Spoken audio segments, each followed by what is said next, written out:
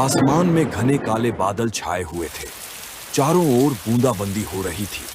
ऐसे ही माहौल में डुमरझोला के कब्रिस्तान का चौकीदार भरून रात की आखिरी पहरेदारी कर रहा था। सब लोग अच्छे से सो जाओ, कोई जरूरत पड़े तो मुझे आवाज दे देना। हाय रे जिंदगी, मरे हुए लोगों की भी रखवाली करनी पड़ रही है। पैसे के लिए क्या क्या करना पड़ता है। भाई से कह दिया है 2 दिन में आ रहा हूं। अगर उस बुढ़े की कब्र से माल निकाल पाया तो जिंदगी आराम से कटेगी।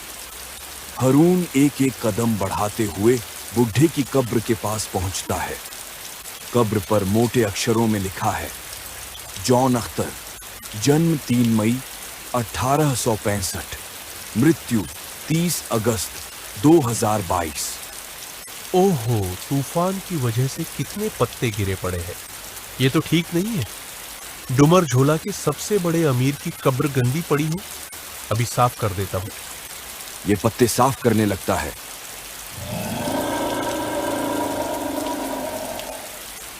ये कैसी आवाज थी?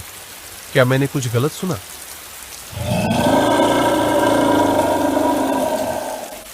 यह आवाज तो और भी तेज हो गई, जैसे कोई अंदर से सांस ले रहा हो। हरून डर के मारे कांपता है।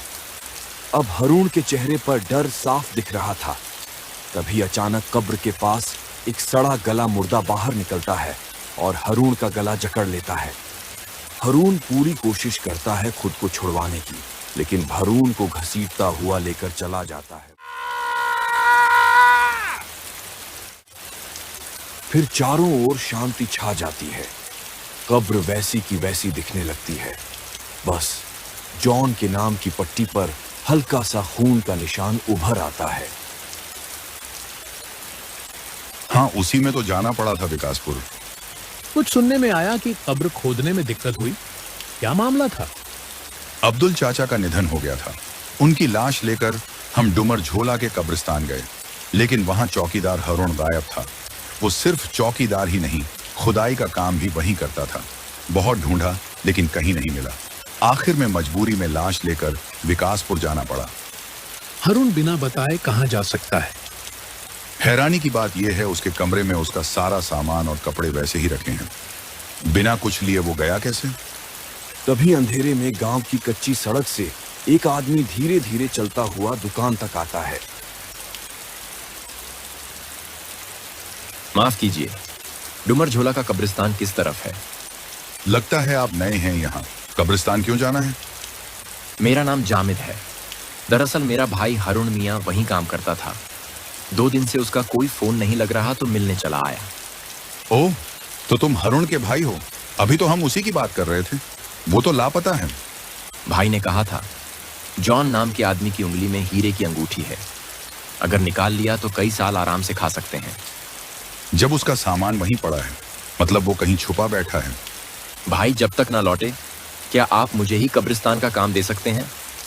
अब्बा अम्मी हैं, घर चलाना मुश्किल है।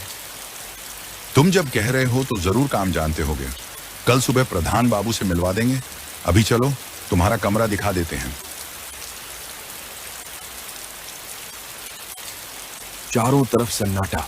इधर उधर फैली पुरानी कब्रें। जामिद का रोंगटे खड़े हो जाते हैं।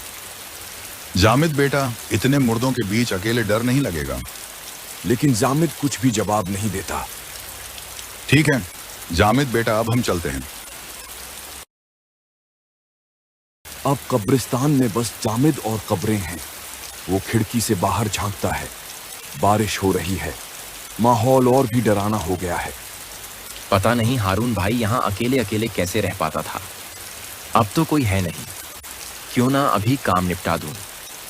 1 घंटा भर इंतजार के बाद वो कमरे के कोने से कुदाल उठाता है। बारिश में बाहर निकल पड़ता है। जॉन मियाँ की कब्र शायद पश्चिम में उस इमली के पेड़ के पास है। तो यही है वो कब्र। हीरा मिल गया तो जिंदगी बन जाएगी। वो पत्थर की कब्र को तोड़ना शुरू करता है। काफी मेहनत के बाद उसे एक सफेद कपड़े में लिपटी लाश दिखती है, जिसमें खून के निशान भी थे। ये ताजा खून नहीं, ये तो हरून मियाँ है। लाश की हालत भयानक थी।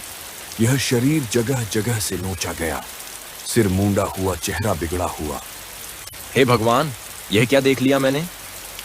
तभी फिर से वही मुर्दा सरा गला हुआ सामने आ जाता है। जामिद डर के मारे कुछ बोल नहीं पाता है। जामिद को भी खींचकर मार देता है। और फिर इसका पार्ट 2 आएगा। लाइक सब्सक्राइब कर लीजिए।